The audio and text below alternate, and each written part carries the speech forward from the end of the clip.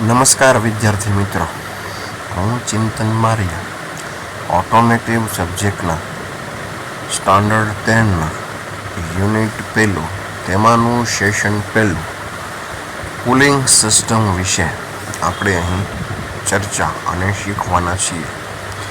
તો cooling system છે એનો ઉપયોગ સૌપ્રથમ આપણને ખબર રહેવી જોઈએ. આપણે ધોરણ 9માં અભ્યાસ કરી ચૂક્યા છીએ કે કુલિંગ સિસ્ટમનો ઉપયોગ એન્જિનમાં રહેલ ગરમી દૂર કરી એન્જિનને ઠંડુ કરવાનું છે. આ ઠંડુ કરવાનું કાર્ય કોણ કરે છે? તો કે કુલન્ટ. ત્યારબાદ આ જ કુલન્ટને આપણે રેડિએટર દ્વારા ઠંડુ કરીને ફરી પાછું ક્યાં મોકલીએ છીએ? એન્જિન. આ સિસ્ટમ સતત કાર્યરત રહે તેને કુલિંગ સિસ્ટમ કહેવામાં આવે છે. તો આ જે કુલિંગ સિસ્ટમ છે આપણે વિસ્તૃતથી ચર્ચા અહીં કરવાની છે. તો પહેલાના સત્રમાં તમે ફક્ત કુલિંગ સિસ્ટમના કાર્ય અને તેની આવશ્યકતા વિશે શીખ્યા છો. આ સત્રમાં તમે કુલિંગ સિસ્ટમ વિશે વધુ શીખશો.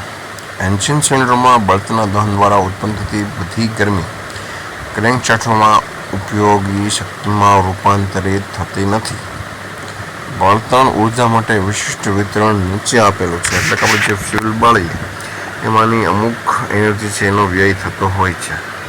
તો 20% ક્રેન્કશાફ્ટમાં ઉપયોગ થાય છે, સિલિન્ડરની દિવાલોમાં 35%, બહાર નીકળતા વાયુઓમાં 35% અને ઘર્ષણના નુકસાનમાં 10% જેટલી ગરમીનો વપરાશ જોવા મળે છે. તો જે આ બધી એક્સ્ટ્રા વધારાની ગરમી છે જેના દ્વારા એન્જિન ઓવરહીટ થાય છે, આ ન થાય એ માટે આપણે અહીં એર કુલિંગ અને વોટર કુલિંગ સિસ્ટમનો અભ્યાસ કરીશું. તમે આકૃતિમાં જોઈ શકો છો કે એન્જિનની જે ગરમી છે એને દૂર કઈ રીતના કરી શકાય. તો જે લાલ કલરના એરા છે એ આપણને શું સૂચવે છે? તો કે એ લાલ કલરની લાઈન છે એ ગરમ પાણી છે અને બ્લુ કલરની લાઈન છે એ ઠંડી છે અને જે ગુલાબી કલરની લાઈન તમને જોવા મળે છે એ હૂંફાળું કુલન્ટ છે. તો આમાં આખી સિસ્ટમ આપણી આ એન્જિનમાં કાર્યરત હોય છે જેના દ્વારા આપણે સિસ્ટમને કુલિંગ આપતા હોઈએ છીએ. તેમ જોવા મળે છે કે સિલિન્ડરની દિવાલોમાં આપતી ગરમીનું પ્રમાણ નોંધપાત્ર છે અને જો આ ગરમી સિલિન્ડર દૂર કરવામાં નહીં આવે તો પૂર્વ દહન ચાર્જમાં પરિણમે છે. એટલે કે પાવર સ્ટ્રોક દરમિયાન પહેલાં જ તેનું દહન થઈ જાય. વધારામાં લ્યુબ્રિકન્ટ પણ બળી જશે જે પિસ્ટન જકડાઈ જવાનું કારણ બનશે.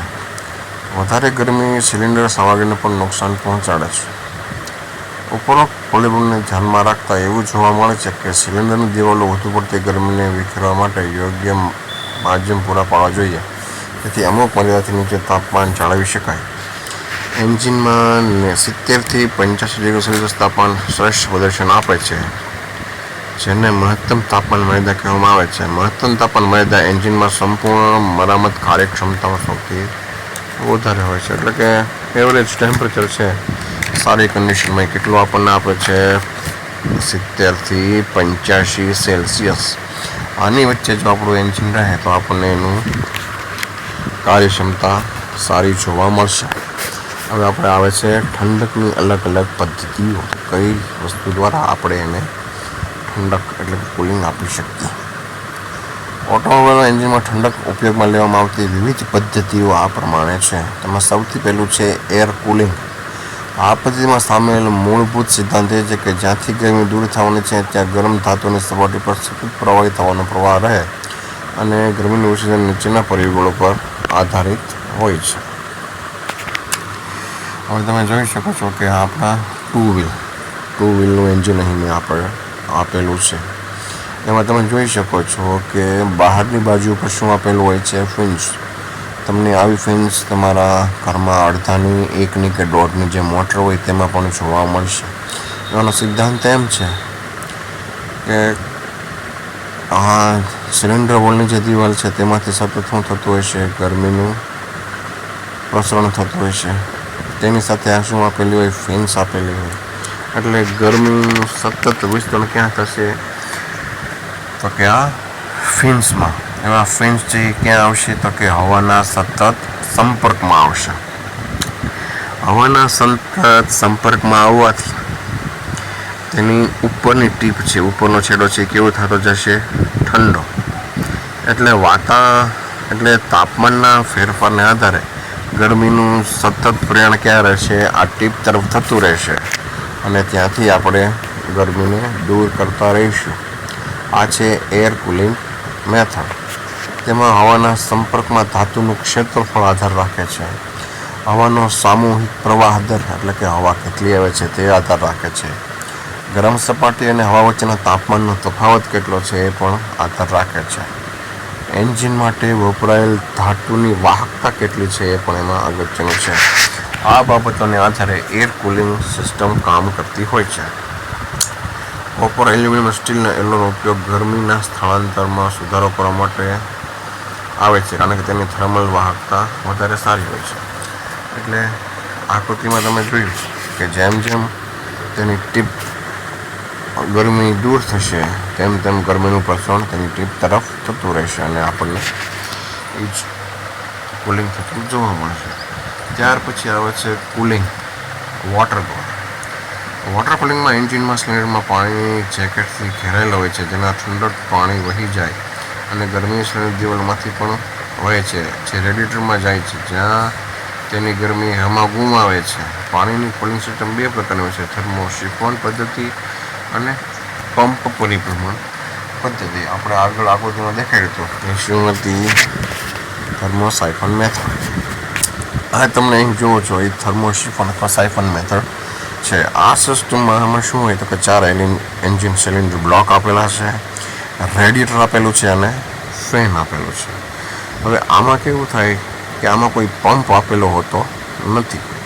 આપણને ખ્યાલ છે કે ગરમ હવા અને પાણી હંમેશા કઈ બાજુ રહે છે, ઉપરની બાજુ, અને ઠંડી હવા અથવા પાણી ક્યાં હોય છે, નીચેની બાજુ આપેલું હોય છે. આમાં એક થર્મોસ્ટેટ આપેલું હોય છે જે અમુક ટેમ્પરેચર થતાં ખુલી જાય છે અને ટેમ્પરેચર બેલેન્સ થતાં પાછું બંધ થઈ જશે. હવે જેમ જેમ તાપમાન વધશે તેમ તેમ ગરમ પાણીનો પ્રવાહ ઉપર જતો રહેશે. એ જેમ ઉપર જશે એમ ત્યાં શું આપેલું હોય છે, રેડિએટર. એટલે રેડિએટરમાંથી આ પ્રવાહી અથવા કુલન્ટ કેવું થશે, ઠંડુ થશે, જે પંખા દ્વારા પણ હવા ખેંચતું હશે. અને જેમ નીચે આવશે તેમ ઠંડુ થતું જશે. એટલે ઠંડોવાળો ભાગ છે એ ક્યાં રહેશે, એન્જિનમાં, અને ગરમ પ્રવાહી છે એ ક્યાં જશે, ઉપર.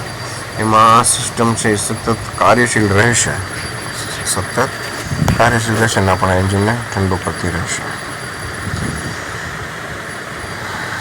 જો તમને આકૃતિમાં વધારે ખબર પડે એ માટે જો અહીં રેડ કલર એટલે કે લાલ કલરમાં જે તમને સિમ્બોલ દેખાય છે એ ગરમ પાણીના છે, અને જે બ્લુ છે એ કેવું છે, શીતળ ઠંડુ પાણી. એટલે કે આમાં કોઈ પંપ હોતો નથી. આ એના પાણીના તાપમાનને આધારે વર્ક થતું હોય છે, જેથી કરીને આ સિસ્ટમ કાર્ય કરે. પછી સિલિન્ડરની ઠંડકની અન્ય પદ્ધતિઓ. બે વ્યાપક લેવાતી પદ્ધતિઓને સિવાય, એટલે કે ઉપરની ચર્ચા મુજબ એર કુલિંગ, વોટર કુલિંગ સંશોધકો જરૂરિયાત મુજબ ઠંડકની કાર્યક્ષમતા ધરાવતા માટે અન્ય ઘણી પદ્ધતિઓ ઉપયોગમાં કરવામાં આવ્યો છે.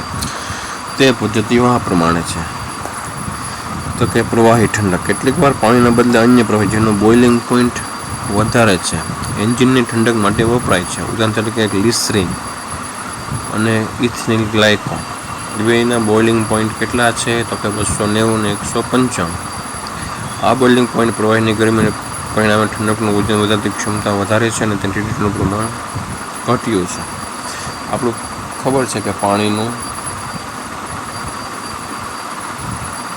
બોઇલિંગ પોઈન્ટ 100 છે, પણ આનું કેટલું છે, 290 અને 195. એટલે ઝડપથી તેઓ ઉકળી જતા નથી. એટલે આપણે કહી શકીએ કે આ બેઓને લીધે શું રેડિએટરની જરૂર રહેતી નથી. એટલે વાહનના વજનમાં તફાવત ઘટાડો થાય છે અને એન્જિનની એવરેજ સુધરે છે અને કાર્યક્ષમતા પણ સારી રહે છે.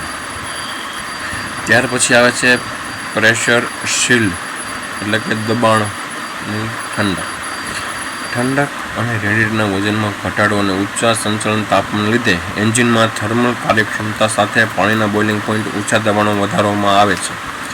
આશરે 10 કિલો ન્યૂટન મીટર સ્ક્વેરના દબાણ વધારવા માટે બોઇલિંગ પોઈન્ટ 2.5 વધારો કરવામાં આવે છે. આ વિશેષ દબાણ પ્રાપ્ત કરવા માટે સીલ કરેલા રેડિએટર અને ઢાંકણનો ઉપયોગ કરવામાં આવે છે. જ્યારે દબાણ બંધ વાલ્વ ખોલવામાં આવે ત્યારે સિસ્ટમમાં દબાણ ચોક્કસ પૂર્વનિર્ધારિત મૂલ્ય કરતાં વધારે હોય છે. 50 કિલો ન્યૂટન મીટર્સના અંદર વરાળ અચાનક શૂન્યાવકાશ બનાવે છે. તો શૂન્યાવકાશના કારણે રેડિએટરમાં પતન સાથે રક્ષણ અને શૂન્યાવકાશ વાલ્વ આપવામાં આવે છે.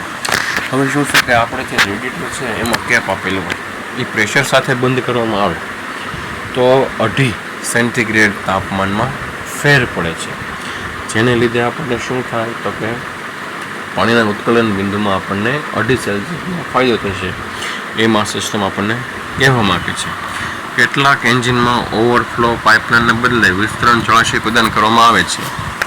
આ રેડિએટર સાથે એટલું જોડાયેલું છે કે તેને એન્જિનના તાપમાન તરીકે વધારે ઠંડુ પાણી મેળવે છે અને તેથી ઠંડા પાણીનું તાપમાન વધે છે. જ્યારે ઠંડુ પાણી ઠંડુ થાય ત્યારે તેનું પ્રમાણ ઘટતું જાય છે. જળાશય ઠંડુ રેડિએટર પાછું આવે છે. આમ જળાશય સાથે અર્ધપારદર્શક પ્લાસ્ટિક બનેલું હોય છે, જેથી ઠંડકનું સ્તર કોઈ પણ સમયે સૂચવી જઈ શકીએ છીએ. એટલે કેવું હોય, ટ્રાન્સપરન્ટ હોય, એવું છે ટ્રાન્સપરન્ટ, એટલે કે જેનું વોટર બેઝ સ્ટોરેજ છે એ આપણે જોઈ શકીએ છીએ કે પાણીનું તાપમાન કેટલું છે કેટલું નહીં, જેના દ્વારા આપણે કુલન્ટની પરિસ્થિતિનું આકલન કરી શકીએ છીએ. ત્યાર પછી કુલિંગ સિસ્ટમના ઘટકો. તો જે આપણે કુલિંગ સિસ્ટમ ભણ્યા તેમાં કયા કયા ઘટકો આવે છે તેની ચર્ચા કરી. તો કુલિંગ સિસ્ટમમાં એન્જિન બ્લોક હેડની અંદરના આવન જાવન માર્ગથી બનેલ છે. ઠંડા ફેલાવવા માટે પાણી પંપ, એની માટે થર્મોસ્ટેટ, કુલન્ટ ઠંડુ કરવા માટે રેડિએટર, સિસ્ટમના દબાણને નિયંત્રણ કરવા માટે રેડિએટર કેપ, પ્લમ્બિંગ, રેડિએટર સંચાલન કરવા માટે આંતરિક કનેક્ટિંગ હોઝ ક્લેમ્પ, આ બધી વસ્તુનો ઉપયોગ થતો જોવા મળે છે. હવે અહીં તમને જોઈ શકો છો કે અલગ અલગ ભાગો આપેલા છે. આ અલગ અલગ ભાગોના ઉપયોગ દ્વારા કુલિંગ સિસ્ટમ કાર્ય કરે છે. તો કે હીટર કોર છે, હીટર નોઝલ છે, પ્રેશર કેપ આપેલી છે, થર્મોસ્ટેટ આપેલું છે, અપર હોઝ આપેલું છે, radiator fan, water pump, transmitter cooler, lower hose અને રિઝર્વ ટેન્ક. આ અલગ અલગ અહીં ભાગો આપેલા છે. એ ભાગોની યાદી હવે તમે અહીંયા જોઈ શકાશે. તો કે સૌથી પહેલું આવે છે રેડિએટર આવે છે, પ્રેશર કેપ અને રિઝર્વ ટેન્ક એ કુલિંગ સિસ્ટમની બાજુમાં જ થયેલી હોય છે. ત્યાર પછી આવે છે થર્મોસ્ટેટ, જે પાણીના તાપમાનને સેન્સ કરી ઓપન અને ક્લોઝ થાય છે. ફ્યુઝિબલ પ્લગનું કામ શું તો કે સિસ્ટમનું તાપમાન બહુ જ વધી ગયું હોય તો તેને વિસ્ફોટ થવા દેતા પહેલાં ફ્યુઝિબલ એટલે ઓગળી જઈ અને સિસ્ટમનું પ્રેશર ઘટાડી દેશે. હેડ ગાસ્કેટ, ઇનલેટ મેનિફોલ્ડ ગાસ્કેટ. આ ગાસ્કેટનો ઉપયોગ કોઈ પણ બે ભાગોને આપણે જોડતા હોય તો એરટાઇટ અને વોટરટાઇટ જોડાણ માટે આ ગાસ્કેટનો ઉપયોગ થતો હોય છે. રેડિએટર કુલિંગ ફેન જે બહારથી હવા ખેંચતો હોય જેથી કરીને એમાં હવા એ રેડિએટરમાં કુલન્ટને ઠંડુ કરશે. વોટર પંપ છે સતત વોટર કરંટને સર્ક્યુલેટ કરશે. બાયપાસ સિસ્ટમ, કોઈ સંજોગોમાં જો આપણી પાઇપલાઇન છે એ ક્લોગ થઈ જાય, એટલે કે ચોકઅપ થઈ જાય, બ્લોક થઈ જાય, રૂંધાઈ જાય તો બાયપાસ સિસ્ટમ દ્વારા શું કરવામાં આવે, કુલિંગને ફરતી રાખવામાં આવશે. હોસીસ છે, એવું હોસીસ એટલે કે કુલન્ટને એક જગ્યાએથી બીજી જગ્યાએ લઈ જવા માટે વસ્તુ આપેલી હોય એને હોસીસ કહેવામાં આવે છે. હવે આ સિસ્ટમ કઈ રીતના કામ કરશે એની ચર્ચા કરી લઈએ.